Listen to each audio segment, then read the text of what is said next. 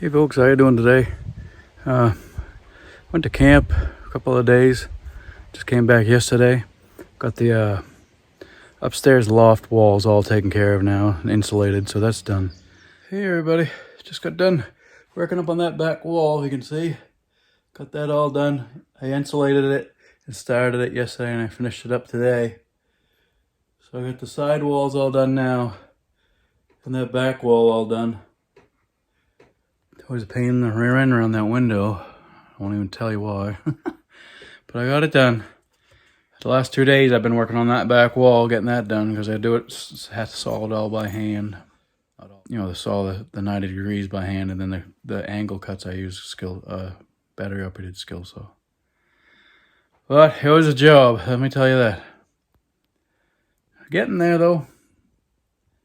Wanted to get that done so I could start using the rest of this wood down here for this wall over here. It's gonna be a doozy. I had to clear out all the stuff that's all around it, and then start using the rest of that lumber to get that wall done.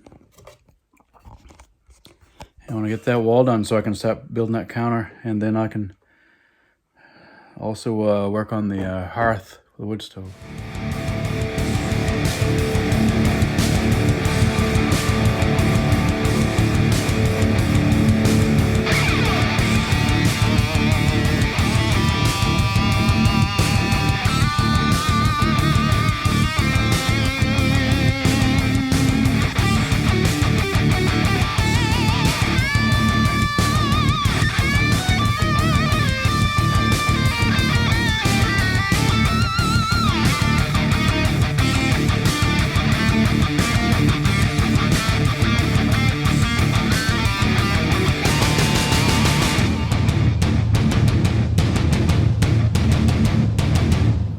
I had a little culprit get to my bird feeder.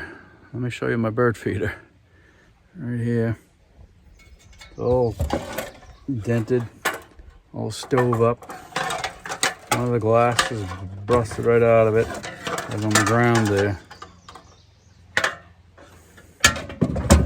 This is a rod. It was hanging on the tree. It was bent right over it, ripped right out of the tree. So this and that was all in the same spot on the ground, but that used to be flat out like that. Now it's bent just like this. It's a lot of weight. So I got that culprit on my trail camera, I'm assuming. I'll show you some pictures of that. Another thing I'd like to talk to you about, springtime food plots and mineral sites.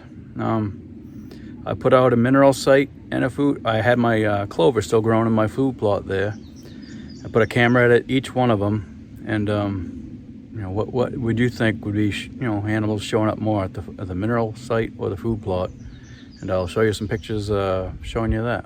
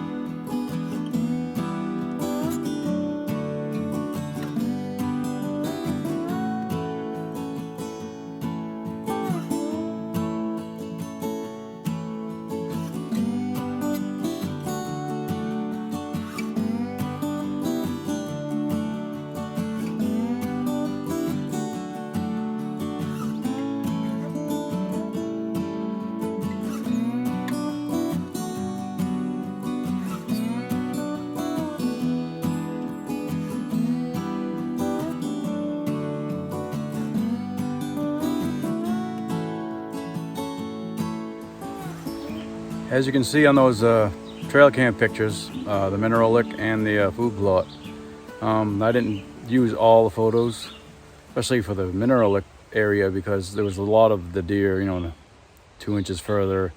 I thought I had it. Usually my cameras, I have it like a 2 burst every minute. So it takes 2 pictures and won't take another set of pictures till a minute later. But I had a lot of pictures of the same deer and just, around the same time on the mineral site. But there is still, again, way more pictures on that mineral site than there was in the clover field, clover plot. But just, the ferns grew up about June. They started coming through the clover and took that over and stuff. But still, it's a food site as opposed to just minerals. On those trail camera pictures too, you'll be able to see, I believe it was June 28th, on both cameras, the mineral site one and the food plot one, our culprit showed up who took care of the bird feeder for me. So yeah, hopefully we'll be fixing him. My brother's gonna put a bear bait out there.